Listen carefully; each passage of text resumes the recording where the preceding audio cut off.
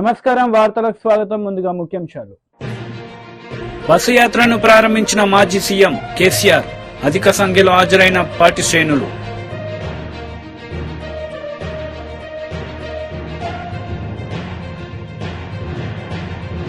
కాంగ్రెస్ భారీ బహిరంగ సభలో పాల్గొన్న సీఎం రేవంత్ రెడ్డి. ఎంపీ అభ్యర్థి కడియం కావ్యను గెలిపించాలని విన్నపం.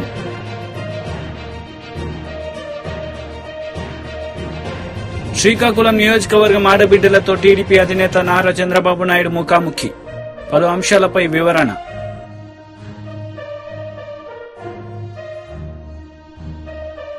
శ్రీకాకుళం నియోజకవర్గం ఆడబిడ్డలతో టీడీపీ అధినేత నారా చంద్రబాబు నాయుడు ముఖాముఖి కార్యక్రమం నిర్వహించారు. ఈ సందర్భంగా ఆయన మాట్లాడారు. ఎప్పుడు కూడా సంపద సృష్టించాలి, ఆదాయాన్ని పెంచాలి, పెంచిన ఆదాయాన్ని అభివృద్ధికి పెడుతూ మా పేదవాళ్లకు పంచితే అది నిజమైన ప్రజాస్వామ్యం. గాని అప్పులు తెచ్చి బటన్ నొక్కడం మా ముసలమ్మ కూడా చేయగలుగుతుంది. ఏమన్నా కాదా తల్లి? మీరే చెప్పండి. బటన్ నొక్కడం కష్టమైన పని అని మిమ్మల్ని అడుగుతున్నా. మీరు నొక్కలేరా అని మిమ్మల్ని అడుగుతున్నా. కానీ అది కాదు. సంపద సంపాదించేవాడు నాయకుడు, ఉద్యోగాలు కల్పించేవాడు నాయకుడు, దేశాన్ని ముందుకు తీసుకుపోయేవాడు నాయకుడు. దేశాన్ని వెనక్కి తీసుకుపోతూ ప్రజల్ని మోసం చేస్తూ మభ్య పెడుతూ దోచుకునేవాడు నీచుడని చెప్పి కూడా నేను మీకు తెలియజేస్తున్నా. ఈరోజు వచ్చాడు, ఇక్కడే తిరుగుతున్నాడు. నేను అడుగుతున్నా, ఉత్తరాంధ్ర ద్రోహి ఈ జగన్మోహన్ రెడ్డి జలగ అవునా కాదా అని మిమ్మల్ని అడుగుతున్నా. ఏం చేశావని ఇక్కడికి వస్తున్నావు? ఒక్క ప్రాజెక్టు కట్టావా? ఒక ఎకరాకు నీళ్లు ఇచ్చావా? లేకపోతే ఒక ఊరికి రోడ్డు వేసావా? ఒక నిరుద్యోగ ఉద్యోగాలు ఇచ్చావా? ఒక డిఎస్సీ పెట్టావా? ఈ ఆడబిడ్డల జీవితాల్ని మార్చే ప్రయత్నం చేశావా? ఏమీ చేయకుండా కథలు చెప్పడానికి వస్తున్నాడు. అందుకే కథలు చెప్పే వాళ్ళకి మీరందరూ కూడా చెక్ పెట్టాల్సిన అవసరం ఉంది. ఇదే కాకుండా నేను మీకు ఎప్పుడో చెప్పాను, ఆడబిడ్డలు చెప్తున్నా, ఇప్పుడు ఇచ్చిన కాలనీలు కూడా నేను రద్దు చేయను. ఆయన ఇచ్చింది 1 సెంటు, అది కూడా కట్టేది గూళ్ళు, ఇళ్లు కాదు. నేను ఊర్లు కడతానంటున్నాడు. ఆయన కట్టింది ఊర్లు కాదు, గూళ్ళు కట్టాడు. అవునా కాదా తల్లి? అగ్గిపెట్టి పెట్టాడు అక్కడ. ఆ ఇంట్లో కూర్చోవడానికైనా అవకాశం ఉందా మీకు? పడుకోవడానికి అవకాశం ఉందా మీకు? ఆ పేరుతో అప్పుల పాలైపోయారా లేదా మీరు? అది కూడా 1,50,000 ఇచ్చింది. కేంద్రం ఇచ్చే డబ్బులు, నరేంద్ర మోడీ గారు ఇచ్చే డబ్బులు. నరేగాలో వచ్చే 30,000 ఇచ్చారు. అంత తప్ప ఒక్క పైసా కూడా ఎక్కువ ఇవ్వలేదు. కానీ నేను మీకు హామీ ఇస్తున్నా, ఆ ఇండ్లు అక్కడే కడతాం. ఎవరికైతే ఇంటి జాగాలు లేవో వాళ్ళందరికీ 2 సెంట్లు 3 సెంట్లు భూమి ఇప్పించి మీకు ఇండ్లు కట్టించే బాధ్యత మాది. ఇది కాకుండా టిడ్కో ఇళ్లు నేనే కట్టాను. పెద్ద పెద్ద రోడ్లు వేశాను. మంచినీరు, డ్రైనేజీ, కరెంటు, అన్ని సకల సౌకర్యాలు తీసుకొచ్చాను. ఇతను వచ్చిన తర్వాత ఆ ఇండ్లన్నిటికీ రంగేసుకున్నాడు. కానీ మీ జీవితాలు మార్చలేదు, మీకు ఆ ఇళ్లు ఇవ్వలేదు. ఇప్పుడు హామీ ఇస్తున్నా, ఎవరైతే డబ్బులు కట్టారో వారికి ఆ ఇళ్లు ఇచ్చే బాధ్యత నాది, ఉచితంగా ఇచ్చే బాధ్యత నాదని మీ అందరికీ హామీ ఇస్తున్నా. ఆ ఇండ్లు కట్టిస్తాం, ఇంటి జాగాలు ఇస్తాం, పేదవాళ్ళందరికీ ఇళ్లు కట్టించే బాధ్యత నాది. ఇంకో పక్క పెన్షన్లు. దుర్మార్గుడు శవ రాజకీయాలు చేస్తున్నాడు. ఎంత బీఆర్ఎస్ పార్టీ అధినేత కేసీఆర్ బస్సు యాత్రను ప్రారంభించారు. ఈ సందర్భంగా భారీ సంఖ్యలో పార్టీ శ్రేణులు, నేతలు, అభిమానులు హాజరయ్యారు.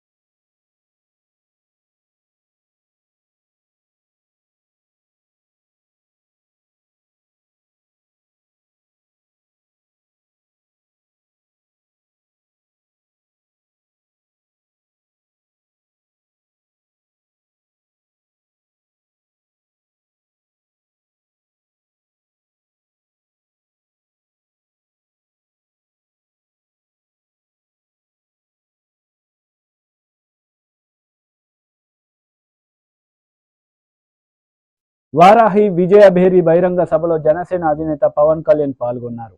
ఈ సందర్భంగా సీఎం జగన్ పై నిప్పులు చెరిగారు. ఇప్పుడు మీరు జై భీమ్ అని చెప్తున్నారు.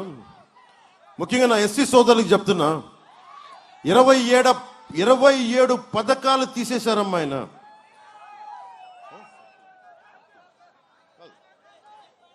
27 దళిత పథకాలను తీసేశాడు విద్యార్థులకు సంబంధించి. దాంట్లో ముఖ్యంగా అంబేద్కర్ విదేశ విద్యా పథకం తీసేశాడు. అది తీసేసి మీరు జై భీమ్ చెప్తారా, జై జగన్ చెప్తారా? మీరు చెప్పండి. జై భీమ్ కదా, మరి జై భీమ్ చెప్పినప్పుడు జగన్ విదేశ పథకం ఉండకూడదు, అంబేద్కర్ విదేశ విద్యా విధానం ఉండాలి తప్ప జగన్ విదేశ విద్యా విధానం ఉండకూడదు. రాగానే ఫస్ట్ అది తీసేసి ఆ మహాన్ భావుడి పేరే తిరిగి పెడతాం విదేశ విద్యా పథకానికి. అలాగే ఎస్సీకి సంబంధించి BC, SC, ST sub plan funds అన్ని రకరకాల పథకాలకు మళ్లించి మీకు ఖర్చు పెట్టామని చెప్తున్నాడు. మేము రాగానే ఒకే నిర్ణయం తీసుకున్నాం. ఎస్సీ, ఎస్టీ సబ్ ప్లాన్స్ కానీ, బీసీ సబ్ ప్లాన్స్ కానీ మీ కులాల కోసం అయితే ఉద్దేశింపబడిందో వాటన్నిటినీ సంపూర్ణంగా మీకే జరిగేలా చేస్తాం.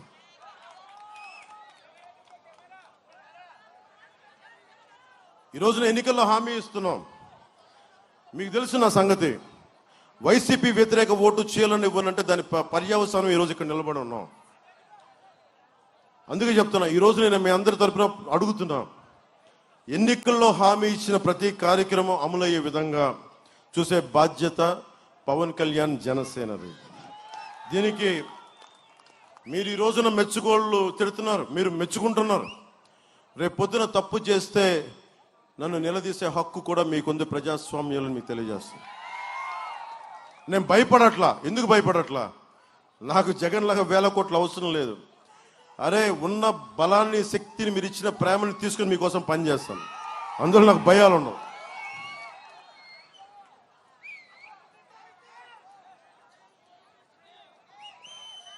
ఆంధ్రప్రదేశ్కి జీవనాడైన పోలవరం ప్రాజెక్ట్ని కాల పరిమితిలో పూర్తి చేస్తాం.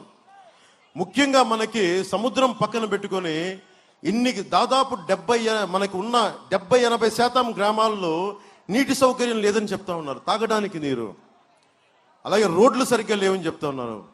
నేను చెప్తున్నా, రాగానే ఒక వారం రోజులు పిఠాపురంలో కూర్చొని ముఖ్యంగా అన్ని గ్రామాలు 54 నుంచి మనకున్న చిన్న చిన్న హ్యామ్లెట్స్తో కలుపుకొని 57 గ్రామాల్లో నేను తిరుగుతాను. తిరిగి ప్రతి సమస్య నేను అర్థం చేసుకుంటాను. ఈరోజు ఎందుకంటే నాకు సమయం లేదు కాబట్టి తిరగట్లా.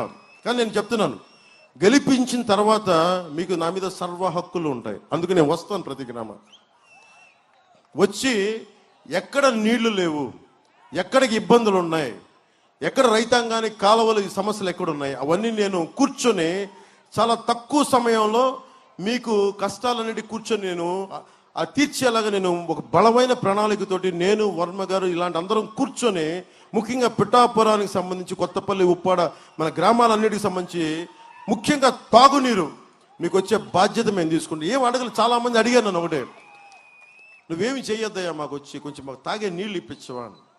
గుండె తరుక్కుపోయింది నాకు. చిన్నప్పుడు మా అమ్మ మా ఇంట్లో నుంచి వెళ్ళి పక్కన ఉన్న ఒక 200-300 మీటర్లకు వెళ్ళి మనకి ఆ నల్ల మన కుళాయి దగ్గర మన వారంలో మనకు వరసలు వేసుకొని క్రమంలో చూస్తే నాకు చాలా అది గుర్తొచ్చింది. నాకు నా తల్లి ఎంత కష్టపడుతుందో, ఈరోజు నా తల్లులందరూ కష్టపడుతుంది, నాకు హృదయం కలిచివేస్తుంది. అమ్మ అలాంటి నీళ్ల కోసం తపన పడి ఇబ్బంది పడుతున్న తల్లులందరూ చెప్తున్నాం, అమ్మ నేను వచ్చి మీకు ఆ నీళ్ల కోసం మీరు ఇబ్బంది పడే బాధ్యత నేను తీసుకుంటానమ్మా.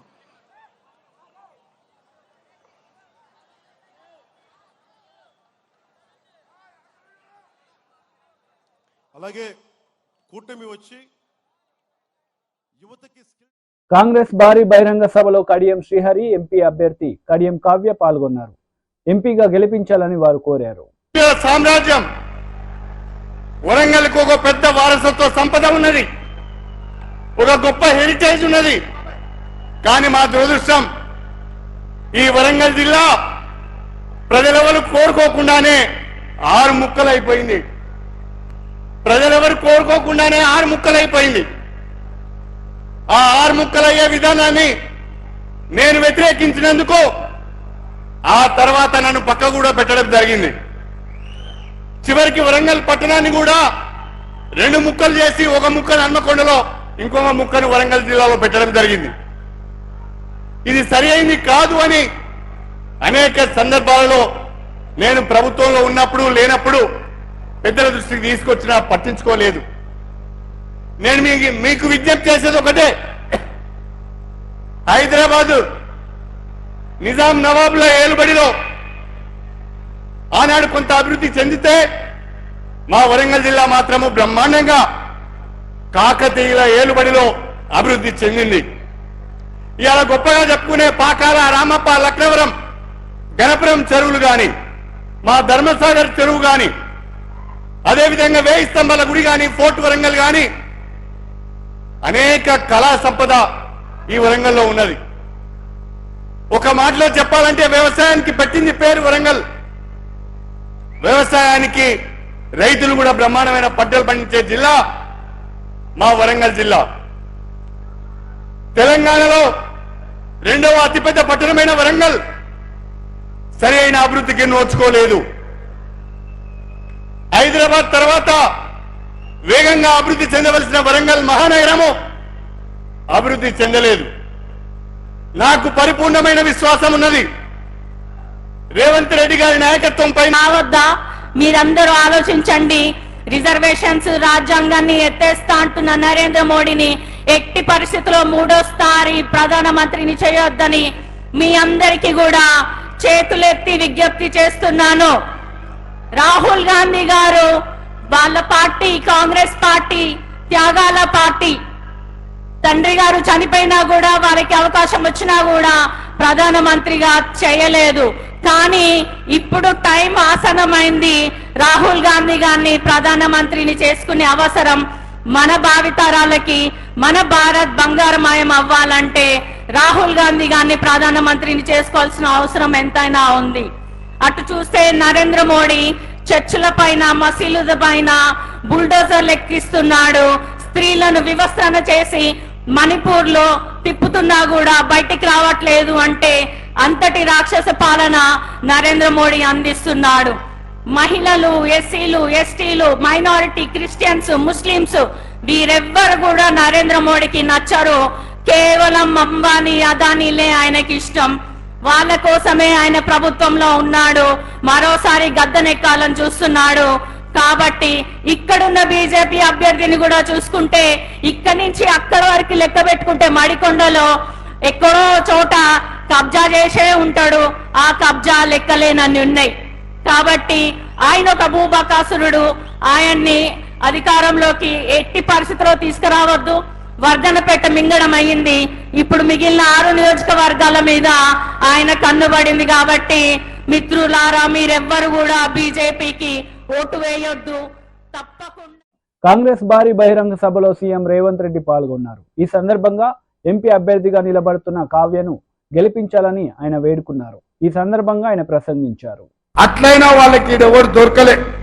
ఎవరు దొరికినా ఈ నుంచే మీరు బండకేసి కొట్టిన ఆయన దొరికిండు. అరూరు రమేష్ ఎవరా ఆయన? మీ భూములు మింగిన అనకొండ కాదా? ఊరూర్లో భూములు ఆక్రమించుకున్నాడు కాదా? అంగి మార్చి, రంగు మార్చి, జెండా మార్చి వస్తే ఈ వరంగల్ ప్రజల అమాయకులా గుర్తుపడతారా? ఏ రూపంలో వచ్చినా, ఏ SMS వచ్చినా అరూరు రమేష్ పేదలకు సేవలు అందించాలన్న ఆలోచనతోని ఇవాళ ఒక ఆడబిడ్డ మీ ముందుకు వచ్చింది. ఇవాళ కాంగ్రెస్ పార్టీ శ్రీహరి గారు టికెట్ అడగలే. నేను ఈ వేదిక మీద నుంచి స్పష్టంగా చెప్పదలుచుకున్న ఈ రాష్ట్ర ప్రజలకు, శ్రీహరి గారు కాంగ్రెస్ ను సంప్రదించలే. నేనే స్వయంగా శ్రీహరి గారి దగ్గరికి మా పెద్దల్ని పంపించిన. ఎందుకంటే ఈ ప్రభుత్వంలో నిజాయితీ కలిగిన, ప్రజలకు చిత్తశుద్ధితో సేవ చేసే నాయకులు నా ఎంబడి ఉంటే నా గౌరవం, పార్టీ గౌరవం పెరుగుతుందని శ్రీహరి గారిని కాంగ్రెస్ లోకి తీసుకురండి. చదువుకున్న డాక్టర్ కావ్యను ఎంపీని చేద్దామని చెప్పి ప్రతిపాదన నేను పంపించిన. మన ప్రతిపాదన మీద కడియం శ్రీహరి గారు ఆలోచన చేసి ఈ రోజు ఒక నిర్ణయం తీసుకున్నారు. నాకు తెలిసి వారు నిర్ణయం తీసుకోకపోదురేమో, కానీ బీజేపీ రూమర్లో ప్రజాస్వామ్యానికి ఒక ప్రమాదం పొంచి ఉన్నది. బీజేపీ ఇవాళ ఎస్సీ ఎస్టీ రిజర్వేషన్లు రద్దు చేసి రాజ్యాంగాన్ని మార్చేసి దళితుల మీద గిరిజనుల మీద దాడులు చేసి ఈ రోజు ఈ ప్రజాస్వామ్యాన్ని మీదనే దాడి చేసే ప్రయత్నం చేస్తుంది. అంబేద్కర్ వాదిగా ఏబిసిడి వర్గీకరణ కోసం కొట్లాడిన నాయకుడుగా ఈ రోజు ఈ దేశ రాష్ట్ర ప్రజలకు ప్రజాస్వామ్యాన్ని కాపాడే అవసరం ఉంది. అందుకే గాంధీ కుటుంబం నాయకత్వంలో పనిచేయడానికి ఈ రోజు కడియం శ్రీహరి గారు ముందుకొచ్చిండ్రు. అందుకే మిత్రులారా, ఇవాళ శ్రీహరి గారి దగ్గర కోట్ల రూపాయలు చూసే టికెట్ ఇవ్వలేదు. శ్రీహరి గారి నిజాయితీ. టీడీపీ రాష్ట్ర అధికార ప్రతినిధి పిల్లి మాణిక్యరావు మీడియా సమావేశం నిర్వహించారు. ఈ సందర్భంగా సీఎం జగన్ పై ఆయన మండిపడ్డారు. సెంటిమెంటల్ గా వాడుకొని గెలిచినటువంటి పరిస్థితి కనపడతా ఉంది. వాస్తవానికి దళితుల ఓట్లు ఎక్కువ ఉన్నాయని, దళితులు అమాయకులని, దళితులు ఏదన్నా చెబితే నమ్ముతారని చెప్పేసి జగన్మోహన్ రెడ్డి ఆ రోజు భావించి ఆ పద్ధతిలోనే ముందుకెళ్ళినట్టుగా మనకి చాలా స్పష్టంగా అర్థమవుతా ఉంది. అందుకనే నేను ఇప్పుడు చెప్పినవన్నీ కూడా చెప్పాడు. నాకు బంధుత్వం ఉందన్నాడు. మా నాన్న మేనమామ దళితులని చెప్పాడు. మీరందరికి కూడా నేను మేనమావన్ అవుతానని చెప్పాడు. మీ జీవితాలన్నీ కూడా మారుస్తానని చెప్పేసి చెప్పాడు 2019లో. ఇవన్నీ కూడా నమ్మి అత్యధికంగా దళితులు ఓట్లేసి గెలిపించారు. వాస్తవానికి జగన్మోహన్ రెడ్డి తన వాళ్ళు అని ఎవరినైనా అన్నాడంటే వాళ్ళని నాశనం చేయటమే పనిగా పెట్టుకుంటాడు. సొంత వాళ్ళు అన్నాడంటే వాళ్ళని రాజకీయాల కోసం హతమార్చడానికి కూడా వెనకాడినటువంటి వ్యక్తిత్వం కలిగినటువంటి వాడు. సొంత కుటుంబంలో వాళ్ళని మనం చూసాం. వాళ్ళ బాబాయిని కానీ, వాళ్ళ చెల్లెళ్ళని కానీ, వాళ్ళ తల్లిని కానీ, వాళ్ళ బంధువులను కానీ ఏ విధంగా వాడుకొని వాళ్ళని హతమార్చటమో, రోడ్డు మీద తిరిగేటట్టు చేయటమో, గతి లేకుండా చేయటమో, భయభ్రాంతులకు గురి చేయటమో మనం చూసాం. అట్లాగే బంధుత్వం పేరు మీద దళితులను కూడా ఏ విధంగా వాడుకొని ఎన్నికల్లో గెలిచాడో ఆ తర్వాత దళితుల మీద విపరీతమైనటువంటి దాడులు మొదలుపెట్టారు. జనసేన అధినేత పవన్ కళ్యాణ్ మీడియా సమావేశం నిర్వహించారు. ఈ సందర్భంగా పలు అంశాలపై ఆయన మాట్లాడారు. ఇలాంటి సమయంలో ఒకళ్ళు కాదు ముగ్గురం కల్పిస్తున్నాం. ఎందుకంటే 5 కోట్ల మంది ప్రజలకి ఒక పార్టీ కాదు 3 పార్టీలు కలిసి ఈ రోజున మేము ఒక బలమైన కూటమిగా 2014 ఎలాంటి కూటమిగా ఏర్పడ్డామో అలాగే ఉభయ గోదావరి జిల్లాలో కూడా, ముఖ్యంగా ఉభయ గోదావరి జిల్లాల్లో జనసేన, భారతీయ జనతా పార్టీ, తెలుగుదేశం కూటమి స్వీప్ చేయబోతుంది. నిన్న చెప్పాను, మన జంతు ప్రపంచం కాదు, మానవ ప్రపంచం. కాకినాడ పార్లమెంట్ సంబంధించి 7 నియోజకవర్గాల్లో మీ ప్రభావం ఎలా ఉంటది? దీనికి సంబంధించి నేను అనేది మీరు 400 కోట్లు కలెక్ట్ చేశారు మీ పార్టీ గారు 4-5 నెలలుగా. ఎందుకంటే చల్మల్ శెట్టి సునీల్ గారు నాకేమి శత్రువు కూడా ప్రత్యర్థి కూడా కాదు. రోజు ఏదో ఒక మా ఇళ్లలో మా బ్రదర్స్ హౌస్ లో చూస్తూనే ఉంటారు. సరే, ఆ పొలిటిక్స్ వేరు, స్నేహం వేరు, కుటుంబ స్నేహం వేరు.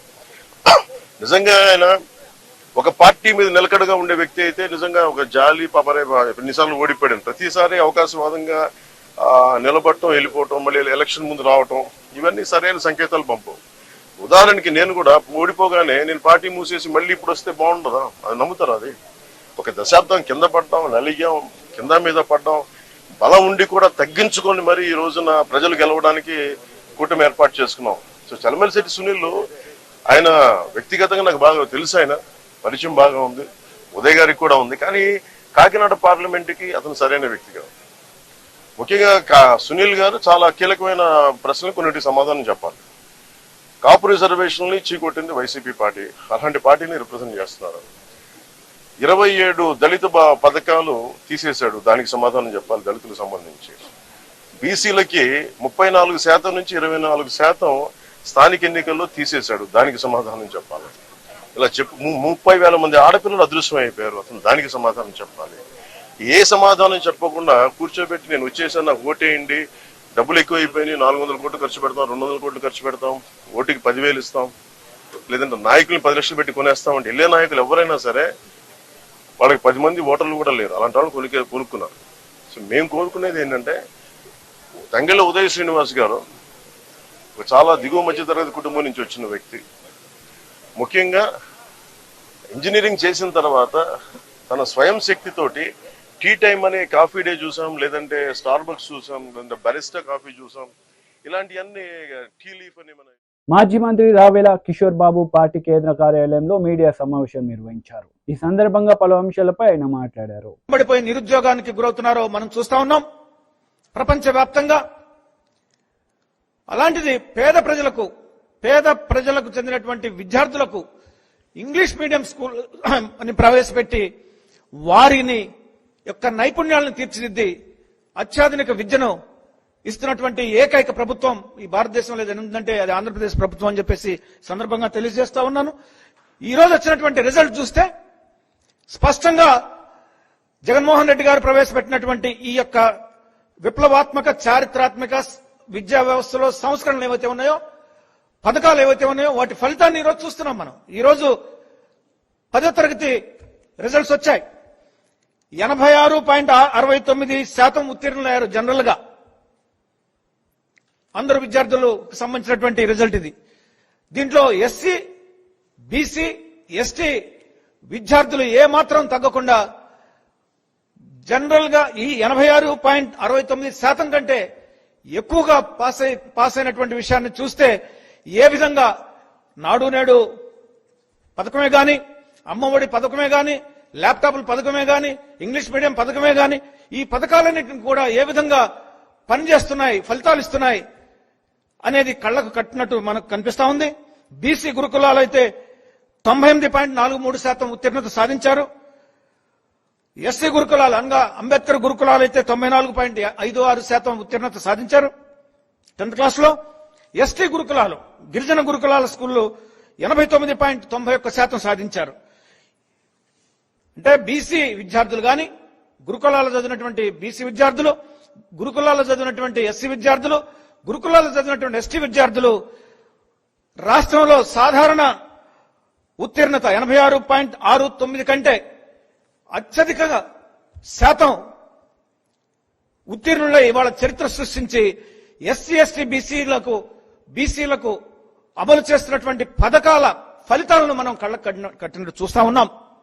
నా ఎస్సీ, నా బీసీ, నా మైనారిటీలు అన్నటువంటి అని జగన్మోహన్ రెడ్డి గారు ఈ రోజు వారందరినీ కూడా సొంతం చేసుకుని వారి యొక్క అభివృద్ధి సంక్షేమానికి అహర్నిశలు కృషి చేస్తూ ఉంటే ఇవాళ పచ్చ మీడియా దాన్ని వక్రీకరించి ఎస్సీలకు ఏం చేయడం లేదు, ఎస్టీలకు ఏం చేయడం లేదు, బీసీలకు ఏం చేయడం లేదు, ఇది కేవలం వైఎస్ఆర్సీపీ నేత ఆడప శేషు మీడియా సమావేశం నిర్వహించారు. ఈ సందర్భంగా పలు అంశాలపై ఆయన మాట్లాడారు.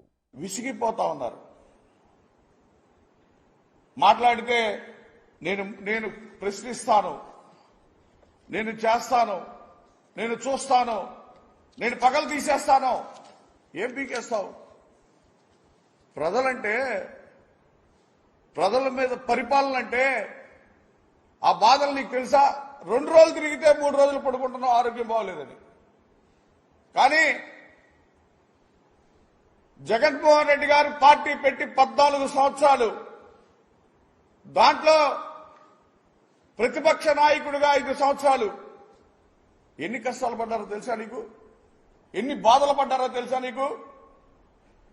చంద్రబాబు నాయుడు కుయుక్తులకి కేసులు కట్టించుకొని సబ్జైలు చేసి ప్రజల కోసం ఆయన వెన్ను తిరగకుండా పోరాటం చేసినటువంటి నాయకుడు జగన్మోహన్ రెడ్డి గారు. అది నాయకుడి లక్షణం అంటే. అది ఒక పార్టీ అధినేతగా రొమ్ము విరిచి ప్రజల కోసం, ఆయన పార్టీలో ఉన్నటువంటి కార్యకర్తల కోసం, పార్టీ కోసం పాదయాత్ర పెట్టి ఆ దుర్మార్గమైనటువంటి పరిపాలనలో కూడా ప్రాణాలకు తెగించి ఆయన పాదయాత్ర చేసి పార్టీని నిలబెట్టిన వ్యక్తి జగన్మోహన్ రెడ్డి గారు. అటువంటి నాయకుడు ప్రజల్లో అన్ని కులాలని, అన్ని మతాలని, అన్ని ప్రాంతాలని తిరిగి వాళ్ళ సమస్యలు తెలుసుకొని ఈ రాష్ట్రంలో కొత్త సంస్కరణలు తీసుకొచ్చినటువంటి వ్యక్తి జగన్మోహన్ రెడ్డి గారు. మరి ఈ సంస్కరణలు తీసుకొచ్చినటువంటి సంస్కరణలకి భారతదేశంలో ఉన్నటువంటి అన్ని రాష్ట్రాలు, ఆంధ్ర రాష్ట్రం చూస్తా ఉన్నాయి. అది జగన్మోహన్ రెడ్డి గారు అంటే. మీరు ప్రశ్నిస్తారంటే కొత్తగా సంస్కరణలు తీసుకొచ్చారని ప్రశ్నిస్తావా? లేదా పేద ప్రజలకి సంక్షేమ నిధులన్నీ కూడా జగన్మోహన్ రెడ్డి గారు వాళ్ళకి దోచిపెట్టేస్తున్నాడని ప్రశ్నిస్తావా? లేకపోతే జగనన్న హౌసింగ్ ద్వారా పేదలకి గూడు లేని పేదలకి ఇల్లు ఇచ్చేస్తున్నాడని ప్రశ్నిస్తావా? దేనికి ప్రశ్నిస్తావు పవన్ కళ్యాణ్ అడుగుతా ఉన్నా.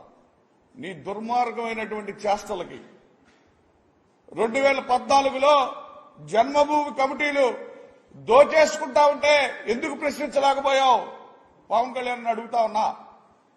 కాల్మనీ సెక్స్ ర్యాకెట్లు రాష్ట్రం మొత్తం కూడా భూతాల్లాగా పీడించి రక్తాన్ని తాగేస్తా ఉంటే నువ్వేమే ప్రశ్నించకుండా ఆడిగిపోయావు, ఏ సినిమాలకు పోయావు? అప్పుడు కనపడలేదా నీ కళ్ళకి ప్రశ్నించటం? అప్పుడు ప్యాకేజీలో ఉన్నావా? మరి గంజాయి పేకాట్లు వార్తలు ముగించే ముందు ముఖ్యాంశాలు మరోసారి. బస్సు యాత్రను ప్రారంభించిన మాజీ సీఎం కేసీఆర్, అధిక సంఖ్యలో హాజరైన పార్టీ శ్రేణులు.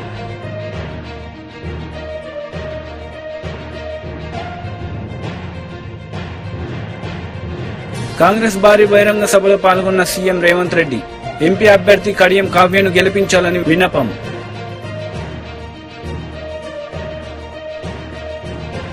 శ్రీకాకుళం నియోజకవర్గం ఆడబిడ్డలతో టీడీపీ అధినేత నారా చంద్రబాబు నాయుడు ముఖాముఖి, పలు అంశాలపై వివరణ.